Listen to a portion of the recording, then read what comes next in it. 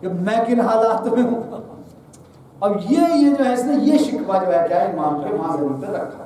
مولا آپ کو تو پتا ہے آپ نے میرے پیسے چروا دیے, بس اس کا یہ تھا ارادہ کہ میرا تو نکل گیا, میں کیا کروں. یہ مطلب عجیب کیفیت میں آ گیا ہے شخص. پھر یہ جو ہے نکلا, اس نے کہا کچھ منت سماجت کر کے اس سے اپنے چپل تو لوں, چلو اپنے چپل لے کے باہر تو جاؤں. لیکن جیسے ہی یہ باہر نکلا تو اس نے پھر دوسری جیب میں جو ہاتھ ڈالا تو اسے ایک سکہ ملا. اس کی جیب میں کیا تھا؟ ایک سکہ تھا. یہ گیا, اس نے منت سماجت کی وہاں اس سے کفشداری والے سے, بھائی میرے ایسا ہو گیا جوتے دے دو. لیکن جب اسے سکہ ملا تو اس نے اس سکے کو دیکھ کر پتا کیا سوچا. یہ نکل کے اس نے کہا کہ اس سکے سے جو یہ باہر ٹیلی فون بوتھ لگے ہوئے ہیں, آپ نے دیکھا ہوگا ایران وغیرہ میں پہلے ایسے تھے نا, وہ سکہ ڈال کے, بمبئی میں بھی تھے جب ہم پڑھتے تھے, پاکستان میں بھی سب جگہ کہ سکہ ڈالو پھر وہ گرے گا نیچے تو بات جو ہے شروع ہو جاتی تھی. پہلے موبائل تو تھے نہیں, یہ والا. تو اب اس نے کہا اس سکے سے میں کوئی نمبر ڈائل کروں گا, مطلب 7 نمبر ہوتے ہیں جیسے آج کل 10 ہیں, پہلے 7 تھے 6 جو بھی تھے, کہ میں 6 عدد جو ہے وہ ڈائل کروں گا. جسے بھی فون لگ گیا اس سے میں کہوں گا یار مجھے جو ہے تہران تک جانے کا کرایہ دے دو. اس نے دے دیا تو فابہا, وہ مجھے جانتا نہیں ہے. نہیں دیا تو تب بھی میری کوئی بے عزتی نہیں ہے جب وہ مجھے جانتا ہی نہیں ہے. کہا کہ میں نکلا, میں اس بوتھ کے پاس آیا, میں نے جو ہے کیا وہ سکہ ڈال کے ایک نمبر ایسے ہی ملا دیا, 7 8 9 10 ایسے کر کے کوئی بھی نمبر اس نے ملا دیا. کہا جیسے میں ملایا سکہ گرا, بات شروع ہو گئی. بات شروع کرتے اس نے کہا بھائی السلام علیکم, میں تمہیں جانتا نہیں ہوں, کون ہو تم. کہا میں ایسے ایسے تہران سے آؤں اور میں تم سے کچھ نہیں چاہتا, کچھ بھی نہیں چاہتا, میں تم سے صرف یہ چاہتا ہوں کہ مجھے تم تہران تک کا جو ہے جانے کا کرایہ دے دو اور ہو سکے تو دوپہر کا کھانا کھلا دو, اس کے علاوہ مجھے. تو ادھر سے آواز آئی تم ہو کہاں, تم ہو کہاں. اس نے کہا میں فلاں جگہ امام کے روزے کے باہر فلاں جگہ میں اس ٹیلی فون بوتھ پہ کھڑا ہوں. تو کہا کہ صرف 25 منٹ دو مجھے, تمہیں میں بلا لیتا ہوں. اس نے کہا ٹھیک ہے. فون کٹ گیا. 25 منٹ بعد دیکھا کہ ایک آدمی آیا, پوچھا تمہارا نام یہ ہے؟ کہا ہاں یہ ہے. کہا تم تہران سے آئے ہو؟ کہا ہاں تہران سے آئے. کہا تمہیں چلو بلایا ہے ہمارے مالک نے. اب یہ چلا تو اس نے دیکھا کہ وہ تو کوئی ڈرائیور تھا, کوئی خادم تھا. انہوں نے دیکھا بہترین عالیشان گاڑی کھڑی ہے جو ہائی کلاس کی ہے, اور اس پہ اسے بٹھایا اور لے کے چل دیا. تو وہ کچھ دور کے فاصلے پر اس کا گھر تھا, 20-25 منٹ کے راستے پہ.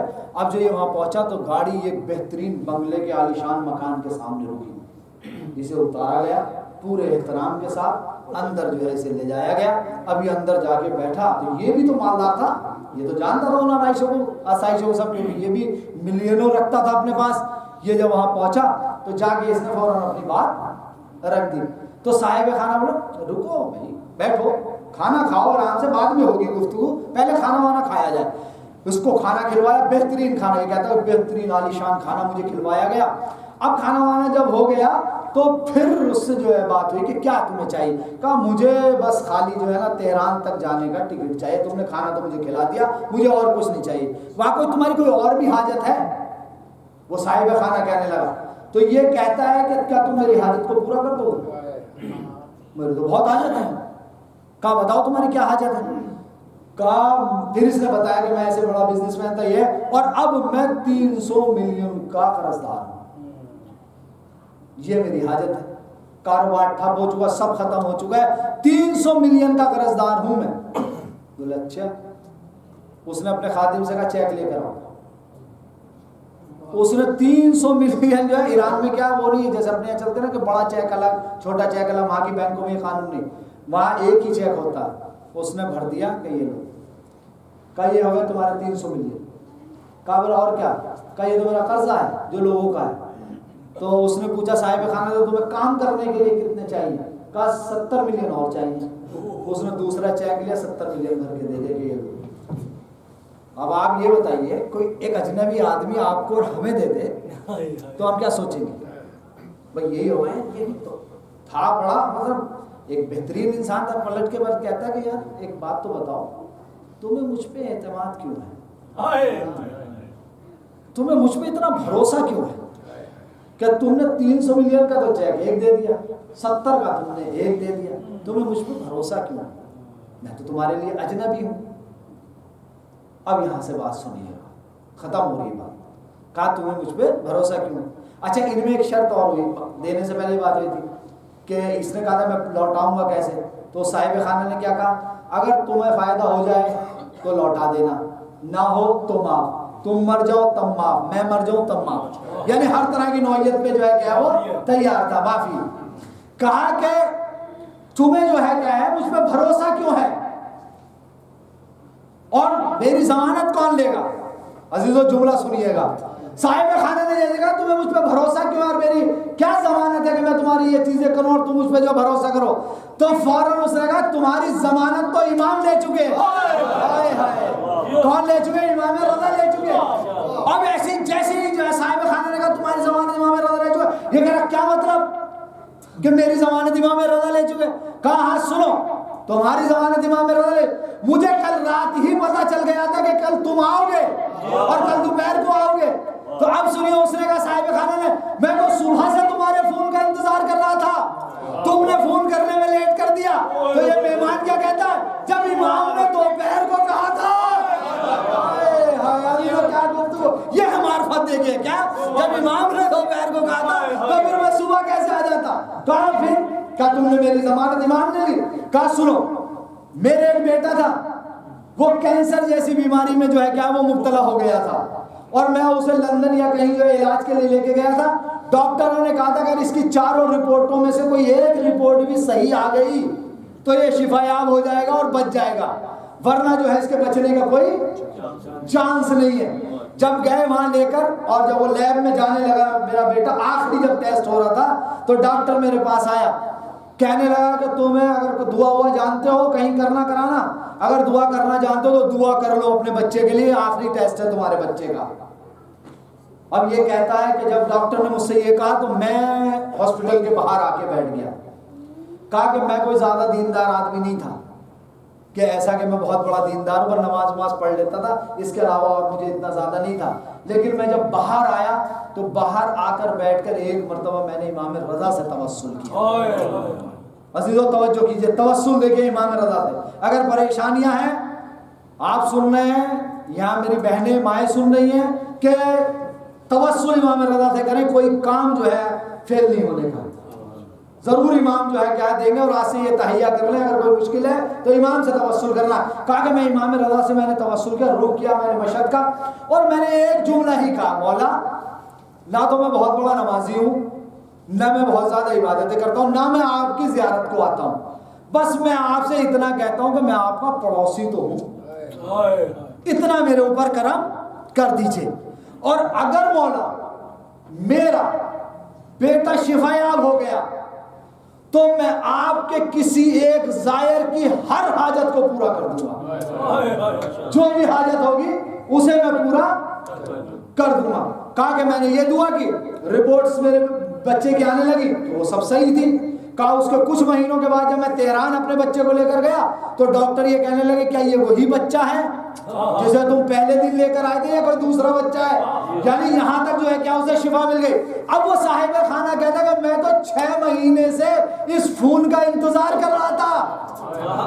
6 مہینے پہلے میرے بیٹے کو شفا ملی تھی، تو 6 مہینے سے میں یہ سوچ رہا تھا کہ امام نے ابھی تک کوئی بھیجا ہی نہیں، ابھی تک میرے پاس کوئی آئے ہی نہیں. کہا رات امام میری خواب میں آیا اور امام نے کہا کہ سنو، تم نے جو ہم سے وعدہ کیا تھا نا کہ ایک زائر کی ساری مشکل حل کر دوں گا، تو وہ میرا زائر میرا مہمان گھر سے چل پڑا ہے، وہ کل دوپہر کو تمہارے یہاں آئے گا، تمہیں اس کی مشکل حل کرنی ہے. کہا کہ دیکھو امام کو تو تمہارے چلنے پر ہی فکر ہو گئی تھی کہ تمہاری حاجت کو پورا کر دے. ایک صلوات پڑھیے محمد آل محمد. یہ ہے امام رضا علیہ السلام. تو امام ہماری حاجتوں کو پورا کرتے ہیں، امام ہماری جو مشکلات کو آسان کرتے ہیں. لیکن اصل کیا ہے؟ ہمیں توسل کرنا ہے امام سے، امام کی بارگاہ میں جانا ہے. واقعی امام رضا علیہ السلام جن کے دعائیں جو ہیں کیا ہے وہ ہم تک جو ہے وہ پہنچی ہیں، اور ان سے واقعی ان کے کرامات ظاہر ہوتے ہیں. اور بہت سے کرامات ایسے بہت سے ہزاروں واقعات آپ کو مل جائیں گے جو امام رضا علیہ السلام کی ذریعے سے جو ہے صادر ہوئے ہیں. اور بہت سے موضوع اب بھی جو ہے مراجع خلائق جو ہے امام کی بارگاہ جو ہے وہ بنی ہوئی ہے. تو امام کون ہے؟ رضا. جو مرضیاں جو ہے پروردگار عالم کی جو ہے رضا میں راضی ہیں، مرضی پروردگار ہے، جن کو جو ہے کیا ہے. اور امام رضا علیہ السلام کا ایک لقب ہے غریب الغرباء. بختم ہو گئی بات عزیزو. دو چار جملے وسائل کیا آپ کی خدمت میں رکھوں. کیا غریب الغرباء. بھائی امام رضا کو غریب الغرباء کیوں کہا جاتا ہے؟ غریب یعنی وہ شخص جو وطن سے دور ہو، لیکن امام رضا کو کیا کہا گیا؟ غریب الغرباء. بھائی وطن سے تو ہمارے سارے امام دور ہیں، ہمارے مدینے سے تو سارے امام دور ہیں. بہت امام کربلا میں امام حسین ہے اور سامرہ میں ہے، بغداد میں ہے، لیکن امام رضا کو غریب الغرباء اس لیے کہا جاتا ہے کہ امام تنہا ہے. امام رضا تنہا ہے. آپ کربلا میں دیکھ لیں، آپ نجف میں دیکھ لیں. نجف میں مولا علی کا روزہ، وہاں کون کون ہے؟ جناب آدم ہے نبی، اور نبی بھی جو ہے وہاں دفن ہے جناب مولا کائنات کے ساتھ. کربلا میں آپ آ جائیں، کربلا میں امام حسین کے ساتھ کون دفن ہے؟ جناب علی اکبر ہیں، جناب علی اصغر ہیں، جناب عباس ہیں، سب ہیں نہیں ہیں. آپ جو ہے کیا ہے یہاں آ جائیں سامرہ میں، امام علی نقی ہیں، امام حسن عسکری ہیں. آپ کاظمین میں آ جائیں، امام موسیٰ کاظم ہے، امام جواد ہے. یعنی ہر امام کے ساتھ کوئی نہ کوئی ہے. جنت البقیع میں 4 امام، کتنے امام ہیں وہاں دفن ہے. لیکن غریب الغرباء کی ایک جو ہے وجہ یہ ہے کہ امام رضا خراسان میں تنہا ہے، اکیلے ہیں. کیسے امام رضا کی زندگی گزر رہی ہے؟ مامون کا زمانہ ہے، اور ایک وقت ایسا آیا کہ مامون نے امام کو زہر دے دیا. کیسے دے دیا زہر؟ امام نے ابو سالس سے کہا، اپنے صحابی سے کہا کہ دیکھو مجھے جو ہے کیا ہے وہ بلایا گیا ہے اور میں وہاں جا رہا ہوں، اور جب میں واپس آؤں اور میرے جو ہے میں نے اگر اپنے منہ پر رومال لگایا ہو تو تم مجھ سے بات نہیں کرنا، مجھ سے کوئی گفتگو نہیں کرنا. یہ مجھے جو ہے کیا ہے وہ زہر دے گا اور مجھے انگور کے ذریعے سے زہر دیا جائے گا. میں امام رضا علیہ السلام دربار میں پہنچے. مامون نے انگور کے کچھ خوشے امام کی خدمت میں پیش کیے اور کہا کہ یہ انگور ہیں، آپ تناول فرما لیجیے. بہرحال امام نے وہ 2-3 دانے انگور کے کھائے اور اب امام وہاں سے اٹھ کے چلنے لگے. تو مامون کہتا ہے کہ فرزند رسول کدھر جانے کا ارادہ ہے؟ تو امام نے کیا کہا؟ جہاں تو بھیجنا چاہتا ہے. امام چلے. اب امام کے اوپر اس زہر کا اثر ہونے لگا، سینے پہ زہر کا اثر ہونے لگا، اور جو خون کی جو قے جو ہے امام کو آنے لگی. جیسے ہی باہر نکلے اب اصلت نے کچھ کہنا چاہا، لیکن امام نے کہا تم سے میں نے کہا خاموش رہنا. امام نے اشارے سے اسے خاموش کر دیا. مولا اپنے حجرے میں آئے. حجرے میں آنے کے بعد اب اصالت سے کہتے ہیں کہ دیکھو میرا فرزند محمد تقی آئے، وہ میرے غسل و کفن کا اہتمام کرے گا، اس کا انتظام کرے گا، تم ان کو آنے سے روکنا نہیں، انہیں آنے دینا. بس عزیزو اب اصلت کہتے ہیں کہ امام اپنے حجرے میں ہے، امام بے چینی کے عالم میں ہے. اب زہر نے اثر کیا ہے امام کے اوپر، لیکن اب اصلت کہتے ہیں کہ میں نے سارے کھڑکی دروازے سب بند کر دیے، لیکن میں نے گھر کے اندر کیا دیکھا کہ ایک حسین و خوبصورت جوان ہے جو امام کے حجرے میں. میں نے سوال کیا کہ آپ کون ہیں، آپ کیسے کمرے کے اندر آ گئے؟ تو ایک مرتبہ امام جواد کہتے ہیں اصلت تم نے ہمیں پہچانا نہیں، ہم محمد تقی ہیں. ارے یہ میرے بابا ہے. عزیزو امام اس دنیا سے چلے گئے. امام جواد نے اپنے بابا کے غسل و کفن کا اہتمام کیا، غسل بھی دیا، حوض کوثر سے پانی آیا، ارے حنوط جنت سے آیا، کفن آیا. امام نے اپنے بابا کو غسل بھی دیا، کفن بھی پہنایا. ارے یہ ہے امام محمد تقی جنہوں نے اپنے بابا کے غسل و کفن کا اہتمام کیا. لیکن امام سجاد ارے جس کے سامنے ان کے بابا کے لاشے میں گھوڑوں کو دوڑا دیا گیا، ارے پامال کر دیا گیا جن کا لاشا. عزیزو امام رضا علیہ السلام کا جنازہ تیار ہوا، امام کے جنازے کو لے کر چلے. اب امام کے جنازے کو دفن کیا گیا. عزیزو مامون نے چاہ کے نماز پڑھا دے، اب اصالت نے روک دیا کہ امام کی نماز امام ہی پڑھاتا ہے. اب امام کی نماز ہو چکی ہے. عزیزو اب ایک جملہ مجھے ملا کہ امام کو جب قبر میں اتارنے لگے، اب جیسے ہی قبر میں اتارا تو اب اصالت کہتے کہ میں نے دیکھا کہ امام جواد نے اپنے ہاتھوں کو بلند کیا اور ایک جملہ کہا میرے بابا کو مجھے دے دو. اور ایک مرتبہ امام رضا کو لیا. میں کہوں گا امام رضا نے کربلا کا رخ کیا ہوگا؟ آواز دی ہوگی اے جد نامدار